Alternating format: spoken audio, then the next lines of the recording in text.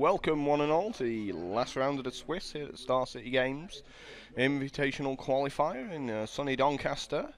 These guys will be 6-1 at the moment, is that right? Yeah, that is right. They're both 6-1, so they're in a winning position. In fact, I believe that's incorrect, to tell you the truth. I think that Nick Ball is actually 5-1-1. He's playing bank control, so it's probably the obligatory, hey, I can ID to get in, oh look, I got paired down. Exactly, yes. And considering Nick's playing bank control, I'm not at all surprised. He's got a draw going into this round. So let's talk a little bit about these two decks then. What is bank control compared to Naya? Bank control is the deck that's basically built around trying to take the biggest advantage of Sphinx's Revelation in the format. It runs Farseek to get more land into play. It runs 4 Sphinx's Revelation in order to draw as many cards as possible. It runs 4 Thragtusks and just Wrath of Gods and card draw to stay alive, and it actually mills its opponent out in order to win using Nephelia Drownyard. Now, the deck's gone through a few evolutions in Standard. It initially started out as basically a value deck using Restoration Angel and Thragtusk. However, it's just evolved to become slower, dirtlier and dirtlier throughout time, and now it's just in a position where it's trying to mill its opponent to win. And that's basically because all the mid-range decks are just trying to out-mid-range each other. Exactly, and it got to a point where it's simply, well, I'm just going to go bigger than you, or I'm just going to be slower than you and deal with all the aggro decks has vanished to some degree. For a while they did. They are beginning to come back a lot more into the format now, but that's just because of decks like this that are really slow. Exactly. It turns into a point where you end up polarizing the format into aggro and control decks, and mid-range decks only really thrive in formats where they have a very dedicated target. When you have a format where there's both control decks and aggro decks, it's very hard to build a mid-range deck in order to cover everything. So now we've had a little chat about Bant, let's move on with Naya. Okay, the Naya deck is in fact a straight up mid-range deck, which in my eyes means that it's at a pretty big disadvantage in this match. What it tries to do is that it will essentially, like the John deck was in round 3 that we saw, it's essentially good cards deck. It's just value creatures mainly as far as the deck goes. Right, so whereas the Bant is looking like white, green, blue, yeah, Naya will be white, green, red. So it's missing any card draw completely, is it? Pretty much, yeah.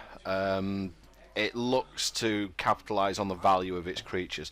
The only card draw that it does have, it has Garruk Primal Hunter in the main deck, so he can draw quite a lot of cards with that. If he played a Thragtusk out, for example. Exactly, yeah, he just goes ahead and draws 5 with it. It's mainly used as a refill. So as we kind of expected, none of these games were going to be over quick.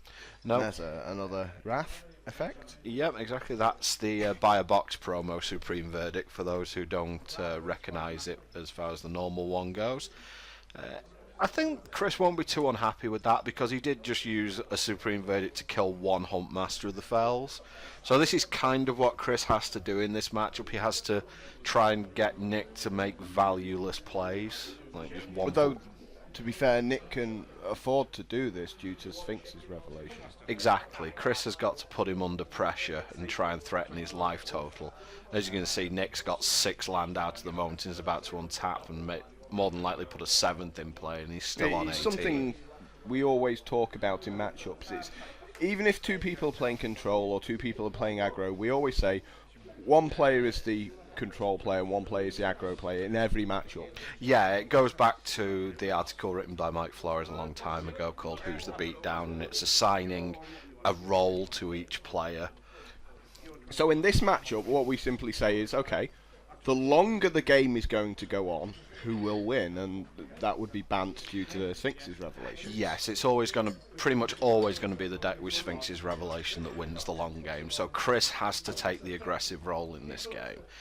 He would prefer to let the game play a little bit slower, like he would against an aggro deck. He'd play a little bit slower, but here he's just got to try and end up being the beatdown. That's very hard to do against a deck full of Wraths and Thragtusks. And Chris does have a Huntmaster that's flipped here, and that is presenting a threat. And in fact, he's Searing Spears a Thragtusk again. There's a slight problem. It's like this point removal just isn't going to get him anywhere because he's just looking down a beast at this point. And he's just got several cards in his main deck which just aren't really going to get him anywhere, I don't think, against Nick's deck. So he's relying very much on getting some real value out of his Restoration Angels if he's going to try and get this match, or just hope that Nick has a terrible draw and just can't deal with his slow beatdown.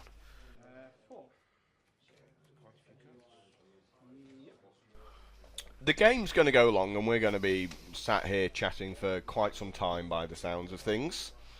Yeah, I'd say that's pretty accurate as far as this match goes. Is there a point in a game like this where you kind of know you've lost, and you, like, looking at Naya, and you really should be maybe like scooping your cards up after maybe 10 minutes in an attempt to be able to win 2-1 at this point? That's certainly something that you have to look at. Now, obviously Chris isn't that desperate yet. And the thing is that because he's playing Bonfire of the Damned, he can suddenly miracle a bonfire for 10 or 12 and suddenly be in a situation where he can potentially win. Yeah, if he already has a couple of guys out on the board, then of course the way will be clear. Yeah, whereas exactly. here, like I said, again, we're looking at beasts and Tamios. Yeah, Tamio's a severely good card here because it means that it works so well with the bank control philosophy, because what Nick wants to have Chris do is overcommit to the board into his Wrath of Gods, and so Nick can just completely card advantage him at that point. He can just draw a load of cards with Sphinx's Revelation, or he can just get a multiple for one with Wrath of God or something along those lines. Yeah, and there's certainly no reason to believe he can't ultimate it. And yeah, I mean, if he ultimates Tamio, he can just win straight away because he can just start chaining Sphinx's Revelations. He has infinite Wrath of Gods at that point. It's like Chris can't really... Also, the fact is, because he's running Dissipate as well, he just can counter every single spell Chris casts at that point. Chris has managed to sneak a Garrett Primal Hunter into play underneath that Tamio, so he's just going to start throwing beasts into the equation at this point and seeing if he... So he's definitely going to want to put the pressure on in that respect. Yeah, I would suggest at this point he just wants to make beasts for now and then start drawing cards. He's ahead on board, so there's not really much point in him. Going nuts at this point. Nick has tapped down the Loxodon Smiter there, and that's a detention sphere. Obviously on the Planeswalker, you would think. Yeah. The one thing that Chris can also try and do is try and get Nick to react at sorcery speed to what he's doing, because obviously the more that Nick taps out, that means the more opportunities Chris is going to have to resolve something. But on the most part, he's just playing off the top of the deck. So, for the most part. For example, certainly control decks, they typically are quite happy to tap out and play stuff if they know their opponent's only going to draw one good card, in the late game. If Chris had anything good before that, he would have already played it in his hand. Yeah, I mean, there's an example from a blue-white deck. It's a card that doesn't see a huge amount of play at the moment, but an example would be something like a Drogskull Reaver. Where against a Naya deck I would be perfectly happy to play out a Drogskull Reaver, knowing that there's very little a Naya deck can do to punish me for doing that. As we can see there, Chris is using things like Selesnya Charm, like he did there, to just try and gain any sort of advantage that he can. He's knocked the Tamio down to 2 counters. Just trying to knock it away from its ultimate is the main thing, because if as we say, if Tamio ultimates, this game's just over. Looks like there's a little bit of confusion about what's happening here. I think it's just about what blocked what and what's come through. Yeah, he made the beast a 5/5 with trample, so he dealt 4 damage to Tamio there. And Borderland Ranger comes down a little bit later than I think Chris would have. Would think it to be optimal here. Very good value creature again, but it's again, in terms of value, the bank control deck's just going to overpower the Naya deck in the long term here. One thing that Naya decks have been doing, which I don't think Chris has done here, but one thing that I have seen recently, they've started splashing black, and the reason for that being for Rakdos return, essentially, just so they've got a chance against the bank control decks. They to try and create a point where the bank control deck goes make a Planeswalker and the Naya deck just goes lose your whole hand and your Planeswalker.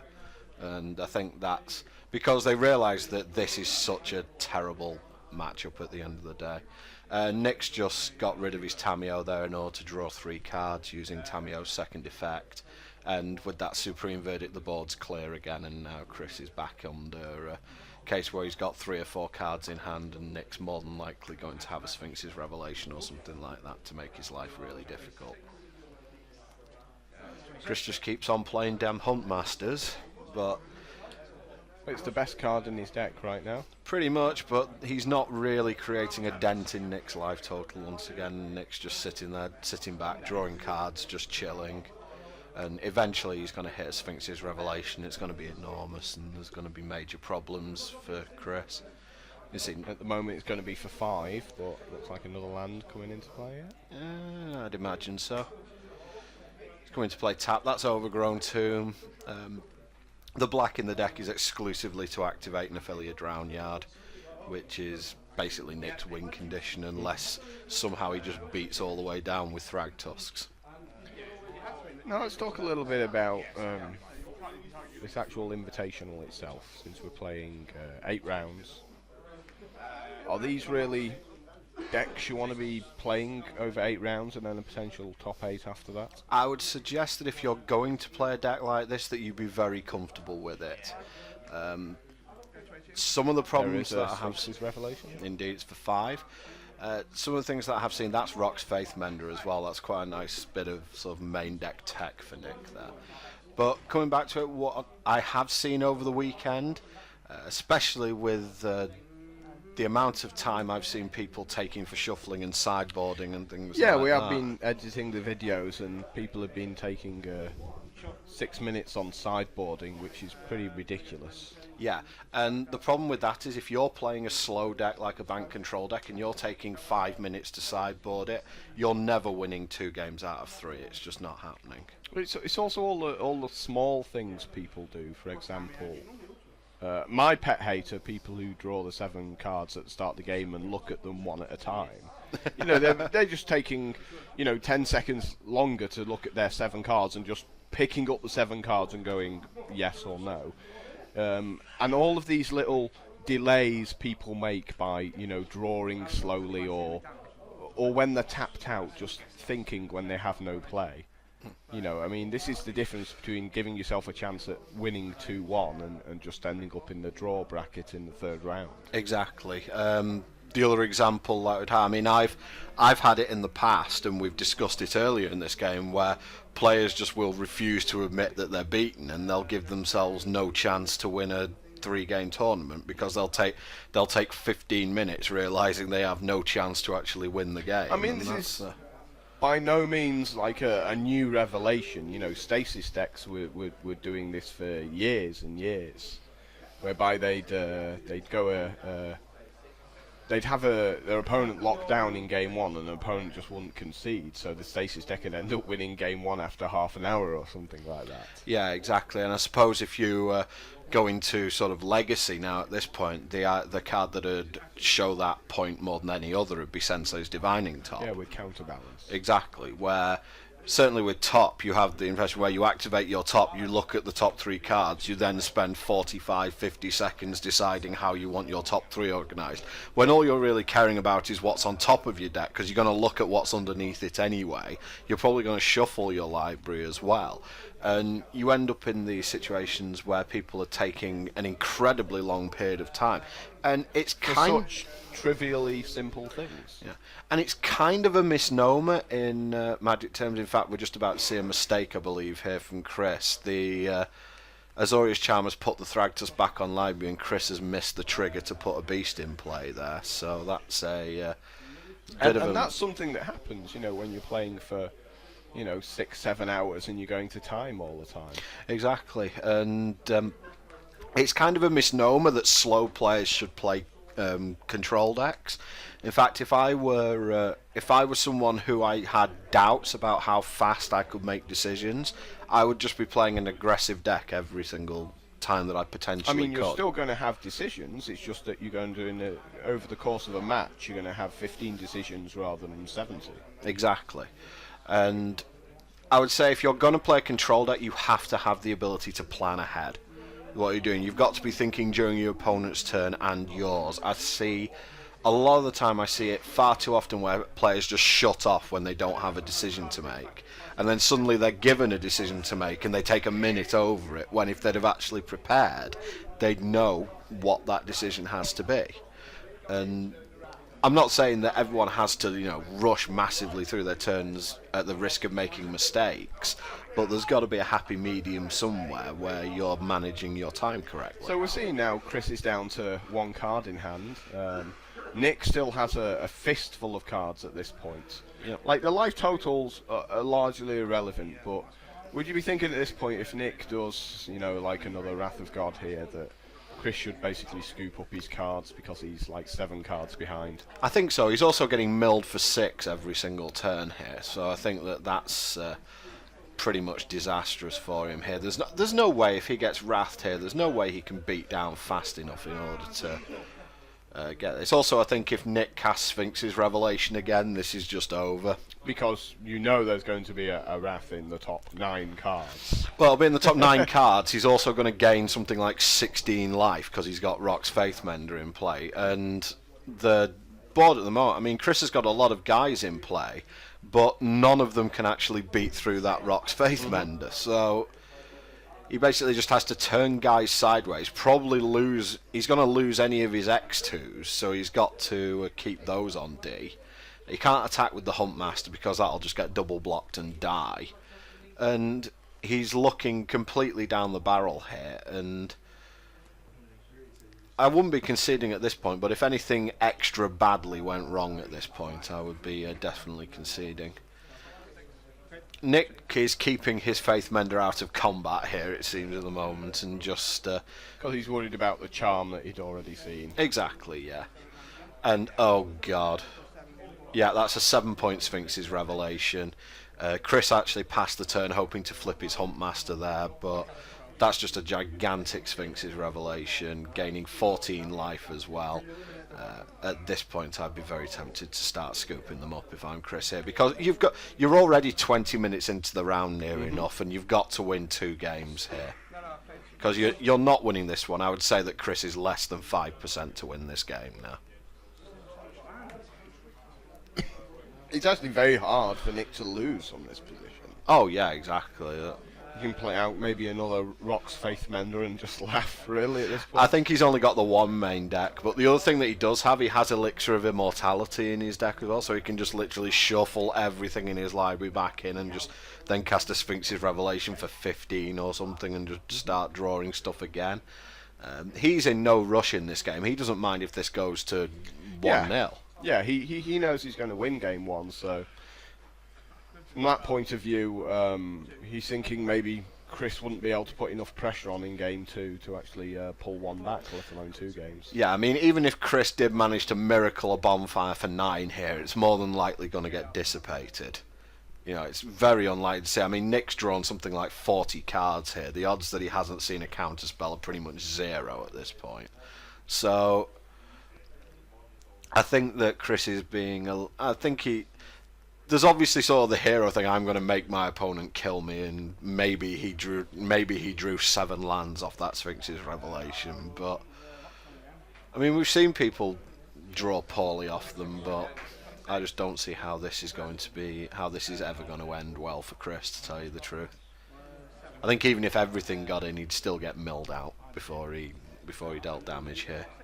Well, this is maybe a pressure thing as well, because obviously, playing for top 8 and the money's significantly different for the top 8. between 9th and 16th. Yeah, it certainly was. I think you were looking at 3 figures for top 8ing, and if you got 9th to 16th, I think you were looking at something like £50 or something in that region. So certainly, you know, if you got your way to the final, you can ID the final for about £500. I mean, I don't know. Maybe Nick's thinking an ID might be enough, so he only has to win one.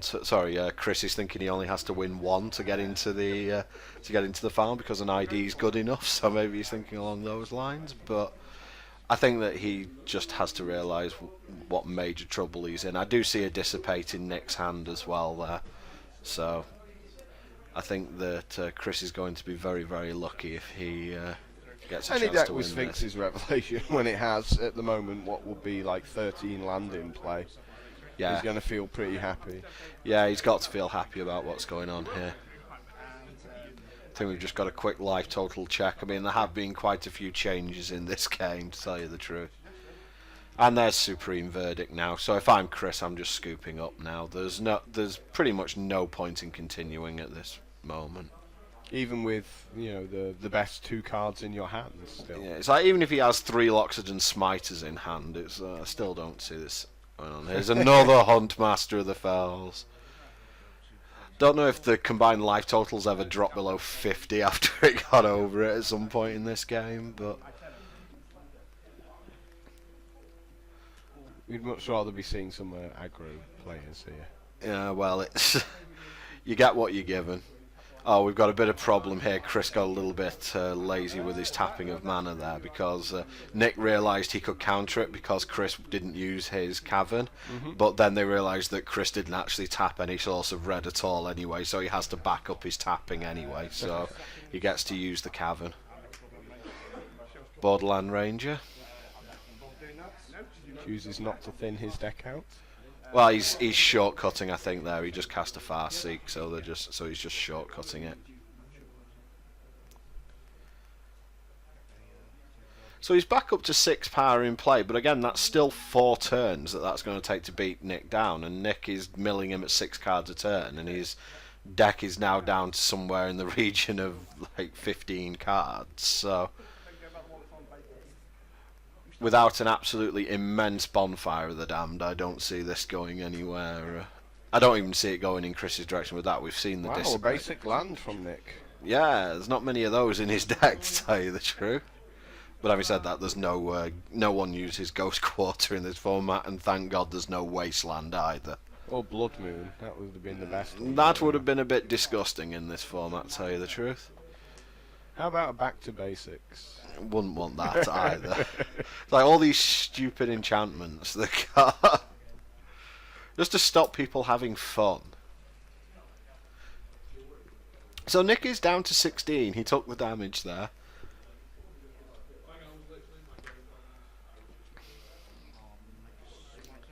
And here comes another smiter. So Chris is trying to threaten lethal at least here. Well, we can mill at end of turn and then mill again after on tap. Yeah, he can. I think at this point, at this point, Chris has 7 cards left in his library. Nick's going to flashback. Think twice. Is that? Yeah. Should make his opponent draw a card. Unfortunately, he can't. That's just draw a card on it. That would get him down to the 6. Yeah.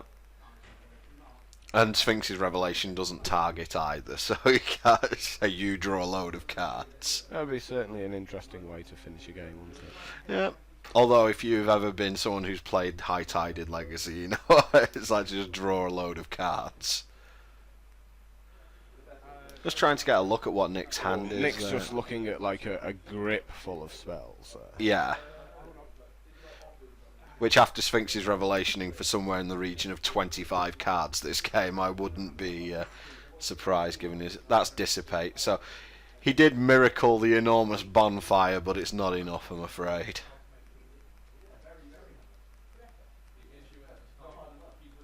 Only the 1 detention sphere, though, from Nick this game. Yeah. Despite drawing all these cards. Yeah. There is the Miracle Bonfire. It's for a lot. It's not happening. Yeah, there we go. Attack you for not enough to be lethal and then get milled out. Yeah, this isn't a deck to take to Friday Night Magic, is it? I've taken a blue-white. I have taken blue-white. I have taken a blue-white green deck to Friday Night Everyone Magic. else waiting for you to finish. No, my deck had Omniscience in it. They weren't waiting for me to finish at all. But yeah, this isn't a deck I would take to a local game day unless you want to be ran out of the store with several flaming torches following you. Anyway, that is game 1. And so, if you really want to follow game 2, we'll be right back.